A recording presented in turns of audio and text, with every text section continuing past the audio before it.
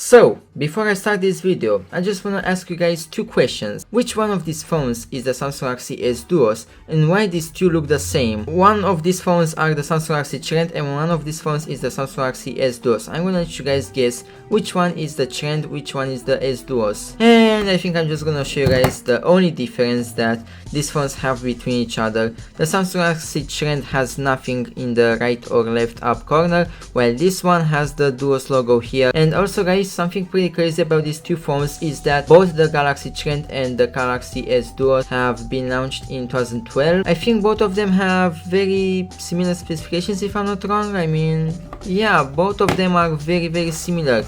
Both of these even have the, as you guys can see, both of them have the micro SD flap on the right side of, you know, their frame and stuff, so that's pretty crazy.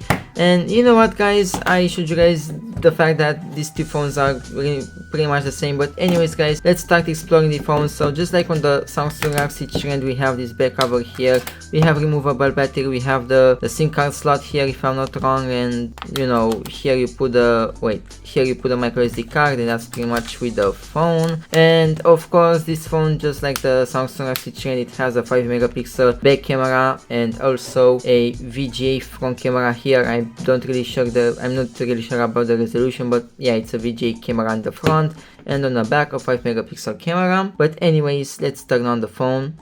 And speaking about the stuff that it obviously has the home button, back button, more options button, Samsung logo, and blah blah blah. And here we have the splash screen.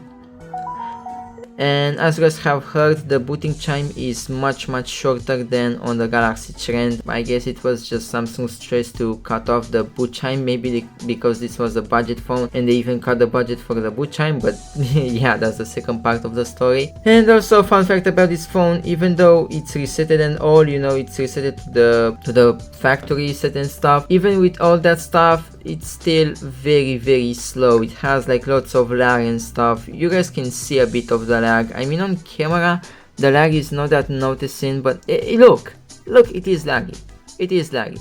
But anyways guys, it's time to explore this thing. As I was saying that, I can't even go, okay, this phone is so laggy that it can barely go to the home screen and stuff. But anyways, I guess it's time to connect this thing to Wi-Fi. So I connected this phone to Wi-Fi, but before we get into the internet stuff and seeing if YouTube works and stuff, I just want to show you guys how crap this phone is. Look, the keyboard has lag. Just look at that.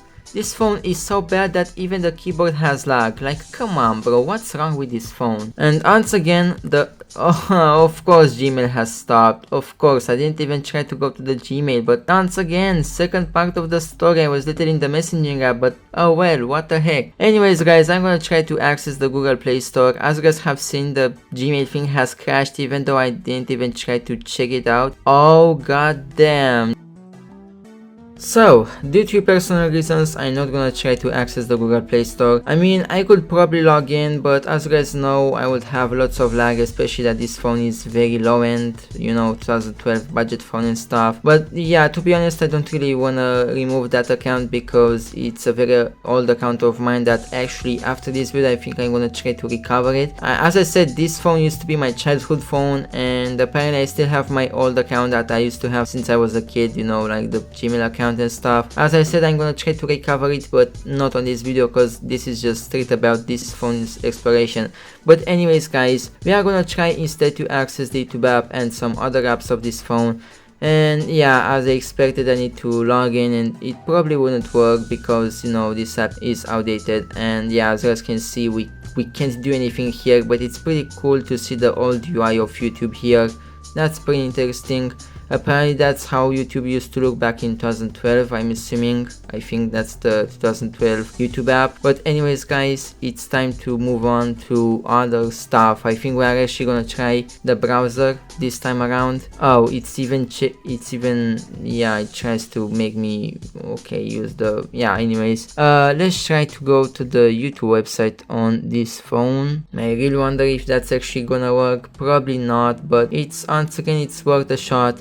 and of course it detected my language and stuff. So the page does seem to load, but I don't really have a great feeling about this thing, to be honest. Okay, the website's semi-loaded. We can see the home, shorts and view buttons and stuff. Okay, I wasn't expecting to see that. I definitely wasn't expecting that. And from here everything is pretty much going downhill, because from here we can't really do nothing. We can't even scroll down to accept the stuff. Yeah, okay, yeah, the website is pretty broken. Well, I guess it's time to check some other websites. I mean, you know, Wikipedia, the website for nerds. I guess we're gonna check that out. As you guys know, it's worth a shot.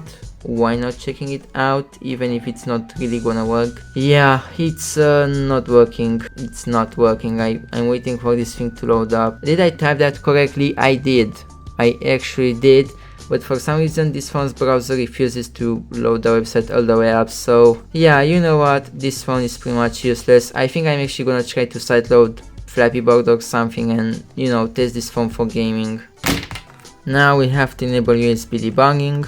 Well, time to plug this phone in my computer for the ADB stuff, you know, sideloading the Flappy Bird game and whatnot. There we go. Now it's time to do some computer stuff. Alright, ADB install. And as you guys know, we are just gonna put Flappy Bird in here and let's install that thing. Okay, let's hope that thing will install with success. And there we go, we got success. Well, I guess it's time for Flappy Bird. Let's go to Flappy Bird. I really hope this game still works on this phone. The phone is very laggy by itself, so yeah, let's see how laggy it is in this game. And as you guys can see, the game actually works flawlessly. I was expecting it to be very laggy, but it actually works great.